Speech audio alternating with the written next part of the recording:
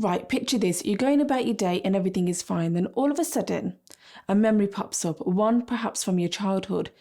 And you're like, well, what's wrong with me? I had childhood trauma, I had anxiety, and I dealt with it. So why is this coming up now? Why now? And then all of a sudden, you're flooded with images, painful memories, heartache, emotions and feelings, and something that you just can't shift. This is known as reemergence, trauma that's been living in your body, in your cells, in your energy, and it's a message from your trauma holding part of your brain and body that's reemerged to say it's now safe enough. It's now safe to process. Now is the time. When these memories re-emerge, it usually means that there was some sort of trauma, shock, abuse, neglect, maybe some even emotional hurt that we experienced a long time ago that gets repressed. At times it might seem that life is okay, that I'm okay, that you're okay. But then there are times when we have these particular dreams, particular memories, particular flashbacks from the past, which can seem scary, feel confusing, and feel perplexing. These get repressed for a particular reason, for a certain reason. For example, if a person is going through a significant trauma, then the brain shuts down, disassociation takes over, and your mind kicks into survival mode. And then it unconsciously gets stored, blocked and locked away in our minds. Not like in an organised way, but rather like disorganised files that you may find on a desktop, but instead it's happening in our brain. And our mind does this in order to keep us safe, so that we can carry on with our daily life as normal, function as normal. That could be perhaps going to school, having relationships, going to work. Because we're not stable enough or safe enough within ourselves to process, to digest, or to make sense of what's actually happened, to comprehend what happened a long time ago.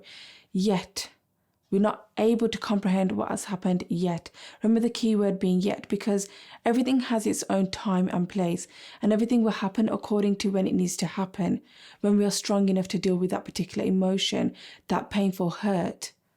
Now, trauma healing isn't as straightforward as 1, 2, 3, and memories can pop up whenever they like, but there comes a time when a particular memory may pop up, and it probably would be one that you initially shut down because the emotion and the intensity attached to it was just too much, but it can re-emerge at a time when you can actually face it, where you can heal and let go of it. This happens because we don't know where or what to do with that memory, and so it stays there and it gets stored and locked away. And this is done to keep us safe, survival mode. But our body always remembers, because our memories, they don't dissipate, but rather they live within us as energy within our cells, within our nervous system. And that is why over time you may experience certain aches and pains, because that energy is trapped within you. It stays within you. It's locked within your body. Let me give you an example. Now, just the other day, I had a particular dream, a dream about my childhood. And that dream stayed with me, even as I tried to go about my morning daily routine. But then I noticed that that dream then got attached to a particular memory from my childhood. And that memory that re-emerged was quite a painful memory, because it was to do with emotional abuse that I'd suffered as a child. But that memory stayed with me, and I noticed that when that memory has ever popped up before in the past, I'm able to just think, okay, whatever, that happened, and I was able to push it away and just carry on as normal. But this time I wasn't able to shift it. It just kept bugging me and it stayed with me. It made me angry and frustrated. And I tried to carry on as normal and trying to think, okay, everything is okay, everything is fine. But then I decided to talk to my partner about it. And the more I talked to him about it, the more angry I got, the more frustrated I got. I was actually stomping around the room trying to get ready for the day. And then I cried. I was able to release that emotion that was trapped inside of me. And it was very emotional, that emotional hurt, because as a child, I was unable to do anything about it. But now as an adult, I was strong enough to deal with it. And even though that memory has popped up before, but I'll notice that before I've just shut it away and I've locked it away again wherever it came from. But this time I wasn't able to shift it, and I knew that I had to deal with it. And the only way to deal with it for me in that moment was to talk about it. And by talking about it, even though I got angry and frustrated, but I cried and I was able to release that emotional tension, that emotional hurt that I'd been carrying around. Now, this traumatic memory was no longer in my head. It was out there. And when you verbalize something, or when you write, or when you journal something, it can be quite cathartic. And it provides a psychological relief by expressing it. And by doing so, you may feel anger, you may feel sad, heartache, loneliness, confusion, and that's okay. It's part of the process.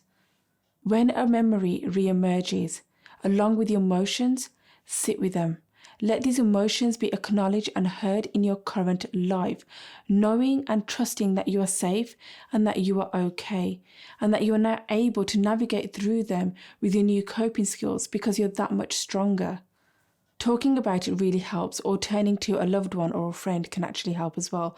Or if you don't have that, or you're afraid of their judgment, then journaling is a really good way of doing that, of letting out what's trapped in your mind out onto a piece of paper. Journaling your thoughts will allow you to prioritize your fears and your concerns. It will give you that deep introspection into becoming fully aware of what's happening, to recognize your emotions, to find that energy in your body, to feel that energy in your body, and to make the connection between your emotions, your feelings, your actions, your thoughts from your past and now. You can also keep track of your day by simply using a score of 1 to 10 of how you're feeling, of what your mood is saying. And you can do this over a matter of weeks, a month, or even 3 months to really get that deep introspection of what is going on internally. Journaling can also help to self-regulate your emotions, and it will give you that valuable insight, that perspective in a safe way. When memories, no matter how traumatic or how painful they may be, when they do re-emerge and you are ready to face them, then it's really important to ground yourself in your current reality by saying, it's 2022. I am X amount of years old. I live with my partner or whoever that may be. I am strong. I am connected with my soul and I am safe. It's really important to ground yourself when you are doing this process. This is you differentiating between your memories and your current reality by being present and being grounded. Remember to be gentle and kind with yourself during this process because it's a journey. So allow yourself to be vulnerable and to move through that uncomfortable energy. Through that, you will discover your sovereignty. You'll find that inner peace, that balance, that harmony. Through that, you'll be able to find the light within yourself and rediscover your higher self. Until you take that first step, go through that discomfort. These will continue to affect you subconsciously, and it's okay if you haven't got the whole piece or only fragments of a memory or none at all.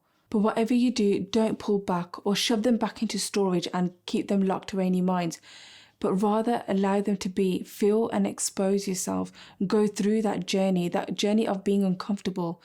That is when you will see the light. Just know that eventually these will go away when you face them, when you ride through them, when you felt and validated them, when you've offered your healing, and just know that gradually these will subside. Healing can be like the ocean, like the wave coming in and crashing in, and sometimes it could be full of rage, anger, sadness, and sometimes it can just be calm and just stillness, and that's a process of feeling and releasing. It's important to know that these re-emerging memories are not there to hurt you, but rather to help you make sense of something that happened a long time ago, or to explain why things are the way they are, and that they have served their purpose and it's now safe for you to work through them. And also to help you along this journey and to save you some time, you can click the link below to download your 4-step emotional PDF. So that said, guys, I hope you found value in today's video and I'd love to hear your feedback and comments. Have a great day. Much love.